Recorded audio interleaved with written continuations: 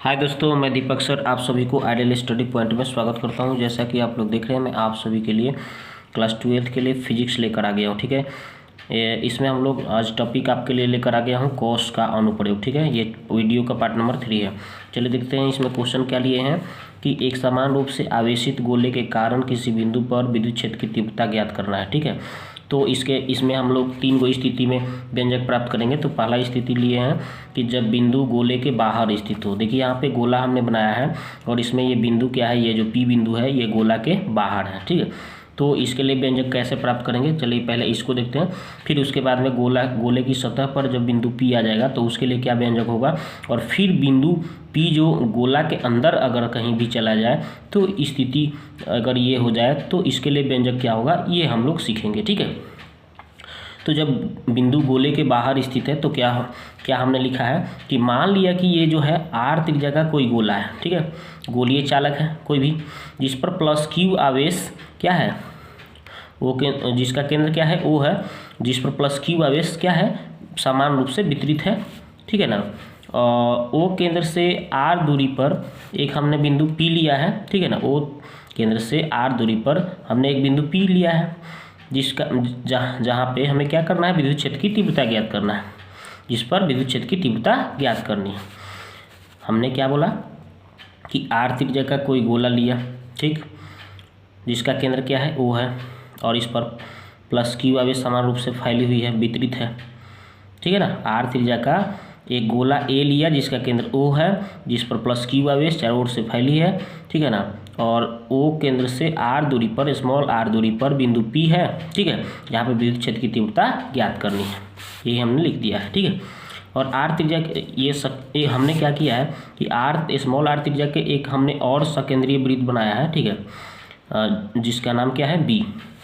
तो चलिए वो जो हमने बनाया है वो लिख दिया। R त्रिज्या का एक सकेंद्रीय वृत्त गोला क्या बनाया है, B खींचा है। ठीक है, तो इसलिए क्या हो जाएगा, जो गोला यहाँ पे B बन रहा है इसके कारण क्या हो जाएगा, यहाँ पे जो विद्युत क्षेत्र रेखाएं जो निकल रही है, तो विद्युत क्षेत्र रेखाओं की संख्या क्या कहलाती है, विद्युत फ्लक्स कहलाती है ना। तो यहाँ पे विद्युत फ्लक्स उत्पन्न होगी तो विद्युत फ्लक्स बनेगी। तो विद्युत फ्लक्स का क्या सूत्र होता है, विद्युत फ्लक्स बराबर कुल विद्युत फ्लक्स जो उत्पन्न होगा क्या होगा, साई बराबर हो जाएगा तीव्रता गुने तीव्रता। ठीक है, इस P के कारण तीव्रता और गुने इसका जो एरिया हो रहा है, यानी कि गोला का क्षेत्रफल। तो गोला का क्षेत्रफल क्या होता है, 4πr²। तो तीव्रता गुने गोला का क्षेत्रफल यानी 4πr² हो जाएगा। ये समीकरण 1 हो गया। इसी तरह से हमने क्या किया है, क्योंकि गोला का क्षेत्रफल क्या होता है 4πr², हमने लिख दिया कोष्ठ में। अब गॉस प्रमेय लगा देंगे। तो गॉस प्रमेय क्या कहता है कि विद्युत फ्लक्स बराबर होता है कुल आवेश का 1/0 नॉट एप्सिलॉन 0 गुना होता है। ठीक है, ये आपको पता होगा। इसको समीकरण 2 मान लिए हैं और इसको हमने क्या किया है, तो इसको समीकरण 1 माने हैं। ठीक है, तो एक दो से अगर दोनों को हम करें, तुलना करेंगे, तो ये साई से उसमें भी साई था कट जाएगा, तो इतना बराबर कितना बचेगा,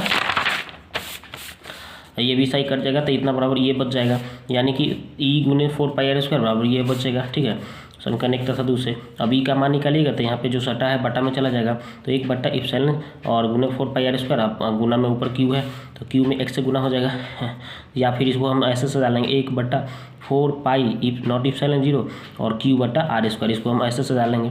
तो यानी पहला व्यंजक हो गया जब गोला से बाहर कोई बिंदु P होगा। तो अब दूसरा स्थिति है कि जब बिंदु गोले की सतह पर स्थित हो, यानी गोले की सतह, देखिए ये गोला है, ठीक है ना, ये देखिए ये सतह पर आ गया। ठीक है, ये P जो बिंदु था बाहर था ना, ये बिंदु P जो है इसी पर आ गया, इसी गोला पर आ गया। तब क्या होगा, ये जो R त्रिज्या है बड़ा R, ये स्मॉल r के बराबर हो जाएगा, या स्मॉल r दूरी पर जो P है ये कैपिटल R त्रिज्या के बराबर हो जा रहा है।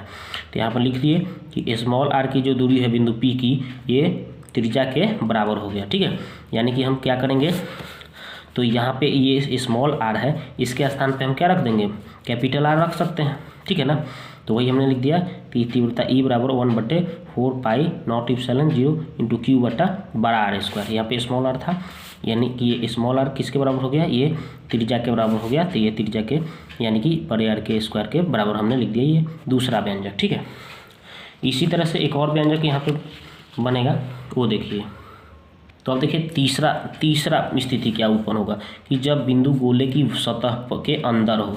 तो देखिए गोले की सतह गोला हो गया, इस गोले की सतह के अंदर हो गया, ये P जो है अंदर चला गया, ठीक है ना, गोला के अंदर है। तब क्या होगा, क्योंकि हम लोग जानते हैं कि बंद गोलीय सतह के अंदर से होकर जाने वाली कुल विद्युत फ्लक्स का मान क्या हो जाएगा, 0 हो जाएगा।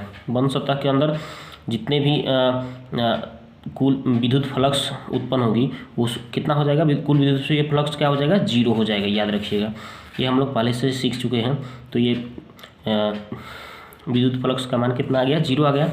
और कुल विद्युत फ्लक्स का एक हम लोग पहले सूत्र पढ़े थे ना कि तीव्रता गुने उसके ये जो गोला है ना एरिया गोलीय, तो उसके क्षेत्रफल के गुना के बराबर हो जाता है।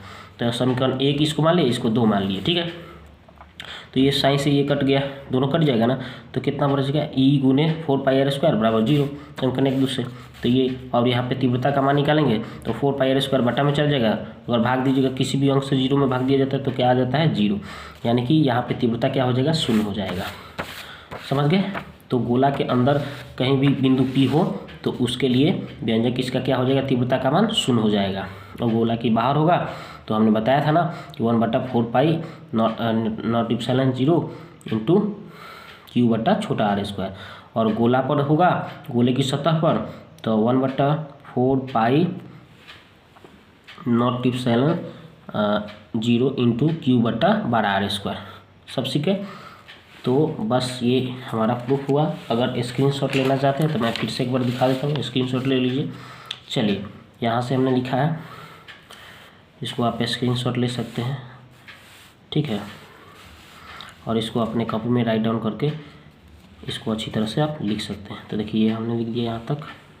अब देखिए हमने यहाँ से लिखा है और आपको समझाया है कैसे कैसे क्या हुआ, ठीक है। ये गोले की बाहर के लिए ये हो गया, ये गोले की बाहर के लिए स्थिति हो गया, और ये गोले की सतह पर स्थित होगा तो ये व्यंजक, और गोले की जब अंदर होगा तो इसके लिए हमने प्राप्त किया कितना, तीव्रता का मान 0। ये तो बस इसको स्क्रीनशॉट लेकर लिख सकते हैं। तो वीडियो आपको अच्छा लग रहा है तो पहली बार चैनल पर आए हैं तो सब्सक्राइब कर लीजिएगा, अपने दोस्तों के साथ शेयर करिएगा और लाइक से करिएगा। वीडियो को देखने के लिए आपको बहुत बहुत धन्यवाद।